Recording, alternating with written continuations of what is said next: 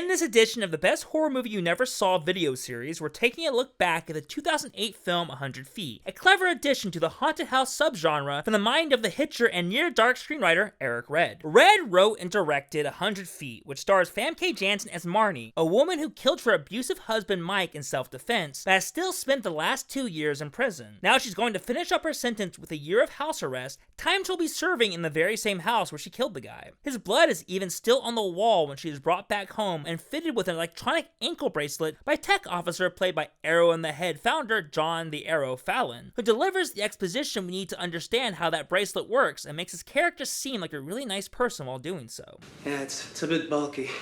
Actually, I keep requesting the smaller ones, but the department won't spend the money, so... Just put the fucking thing on her. The title 100 Feet comes from the fact that this bracelet will only allow Marnie to move around within a 100-foot radius of the base unit that the arrow places in the center of the house. If she goes beyond 100 feet, an alarm will start going off, and if that alarm beeps for more than 3 minutes, the police will be coming by to check on her. If she's found to be doing something she's not supposed to, she'll be going back to prison for 10 years. Making matters worse for Marnie is the fact that her husband was a police officer, and Mike's former partner, Shanks, played by Cannavale, has a much more positive opinion of him than Marnie does. Shanks believes Mike was a good guy and that Marnie is a cold-blooded killer. You got the next year to sit in this house and think about what you did. I hope it doesn't give you a minute's peace. If you'd answered just one of my 911 calls or taken any of my police reports seriously, Mike would be alive today. You don't have to kill my partner. Better him than me. So he's determined to find a reason to get Marnie sent to prison. To make sure that doesn't happen, she has to be cautious and mindful of that 100-foot rule. Which proves to be very complicated given that Mike's spirit, played by Michael Perry, is lurking around the house, and in death, he has gotten meaner than ever. If Marnie tries to escape from her husband's ghost, she'll be going to prison. If she stays in the house with him, the man she killed might return the favor. Eric Red broke into the entertainment industry in a major way with the screenplay for the 1986 film The Hitcher, a script he started writing when he was just 21 years old, and which was brought to the screen in a masterful way by director Robert Harmon. The following year, Red collaborated with Kathryn Bigelow on the cult classic Near Dark, proving that his career was going to be one to keep an eye on. He has continued delivering thrills and given us the creeps throughout the decades, and has directed films like Cohen and Tate, Body Parts, and Bad Moon. He worked on movies that involved bloodthirsty maniacs, vampires, werewolves, and even cowboys. But he never had the right hook for the ghost story he wanted to tell, so he heard about a couple high-profile cases of house arrest in the early 2000s. That gave him the idea of sticking the Marnie character in a haunted house or electronic bracelet on her ankle. With such a fascinating setup, with Famke Janssen in the lead at a time when she was fresh off playing Jean Grey in the initial trilogy of X-Men films,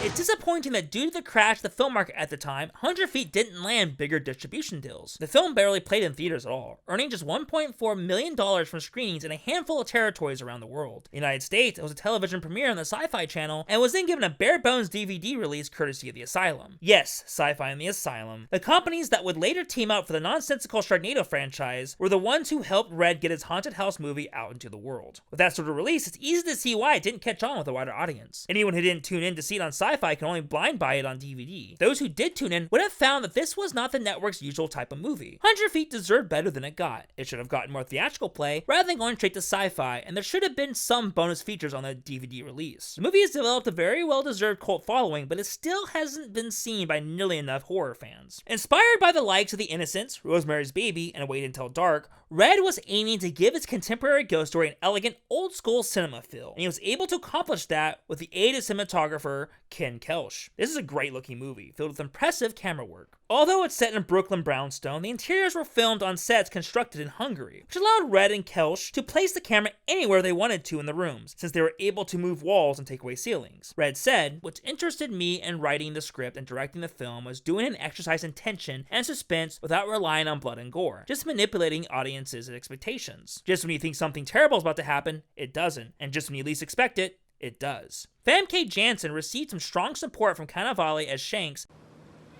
Yeah, it looks like somebody's been beating on you. Oh yeah, like who? It's just me here, Shanks. You should know that. You've been staking out the place day and night like a stalker. Yeah, well, there's been people coming in and out of this house. Is there somebody in this house right now with you, Marnie? And Ed Westwick as the delivery boy who brings Marnie her groceries and also connects with her on a personal level. So, what do you do?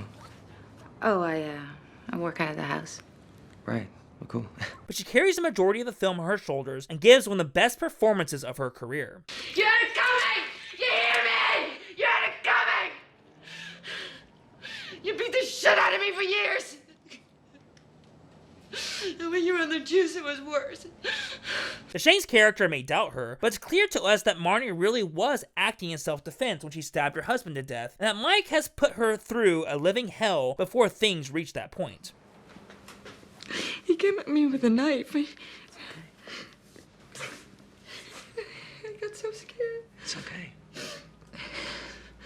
We side with her, we care about her, and Janssen perfectly conveys her character's emotional turmoil. Red gave her a role with depth to explore too. When Marnie isn't dealing with a haunting situation, the film takes some time to show us how lonely and isolated she is, shunned by family and old friends. There's a heartbreaking scene where she gets all dressed up to pass out candy on Halloween. The trick-or-treaters won't even come up to her door. As far as they're concerned, she's the crazy criminal lady. For Marnie, the threat of going back to prison is even greater than the threat of being stuck in a house with Mike's vengeful spirit. And we see she's a strong heroine. She dives right into figuring out how to rid her home of her husband's ghost. Could you go to the library and get me some books? Sure. What kind of books? One's about ghosts. The way to do that may be to dispose all of Mike's possessions. Look, lady, you can't pack your trash like that. Lady!